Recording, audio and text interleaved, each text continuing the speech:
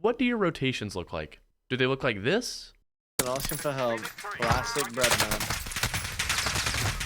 There's two different teams down here. Wait, there's three! There's three different teams!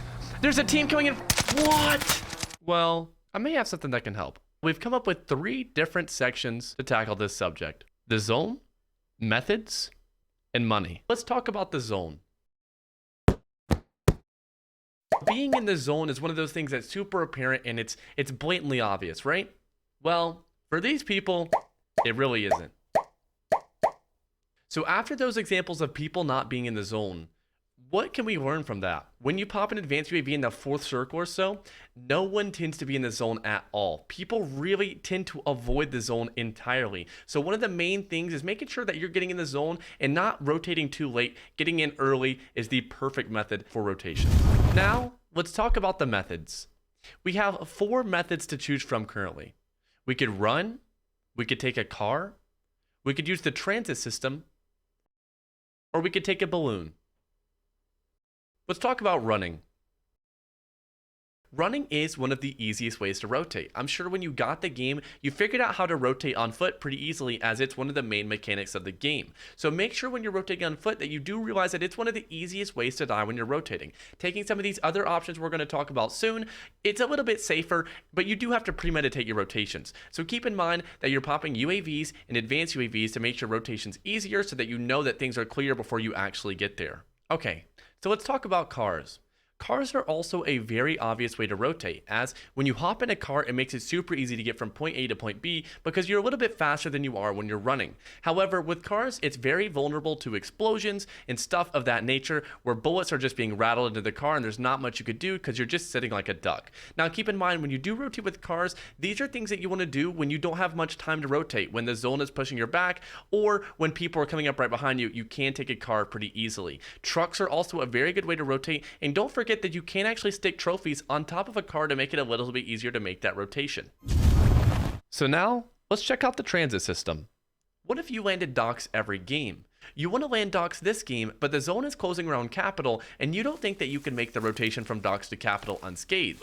It's alright because the transit system exists. With the transit system, you can go from point A to point B essentially instantaneously, and with this map, you will know exactly where to go based off of the spot that you land in. So let's take docks, for example, like we were talking about. You can go from docks to peak to fields to Capital within seconds. Now, the only vulnerability with this method is that somebody could be waiting on the other side for you. But if you use the light method to figure out if they are, this will be super simple to solve. If the light is red, that means that they are on the other side and you probably do not want to take this method. If the light is yellow, that means that somebody is probably camping above, waiting on you to come out. If the light is green, that means that you could take it relatively scot-free, but make sure once you come out on the other side, you pop a UAV or something to help you gain some knowledge in the area.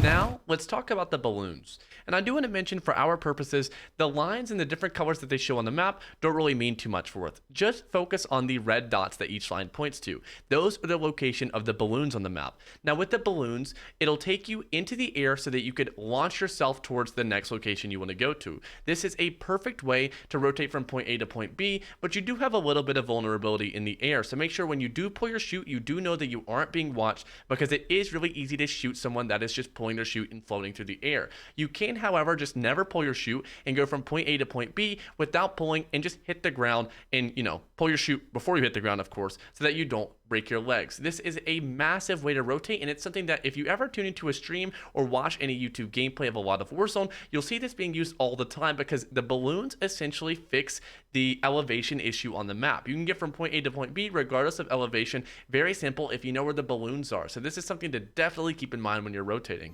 I feel like money is really underestimated in Warzone, so let's talk about it. Money can essentially buy you your rotation into the zone. If you think about it, if you have enough money, you could just pop advanced UAVs, and that will allow you 100% scot-free rotation, as you will see everybody in the circle. Now, this is obviously something that's easier said than done, as getting enough money to pop an advanced UAV is not the easiest. But doing contracts early and setting yourself up early for a late game is the best way to do this. So make sure you land on a contract like a scavenger or a mystery contract also known as the top secret contract or big game bounties throughout the game, just so that you're always stacking your cheddar up. Also making sure that you're looting for these gulag tokens and redeploy tokens in case you do die on your rotations. You're able to hop back in and you'll have the info from the advanced UAVs for your rotation. So this is perfect. Make sure you always keep in mind money, because these UAVs and these advanced are things that you could easily do to essentially buy wins and buy rotations in Warzone. It is very underestimated.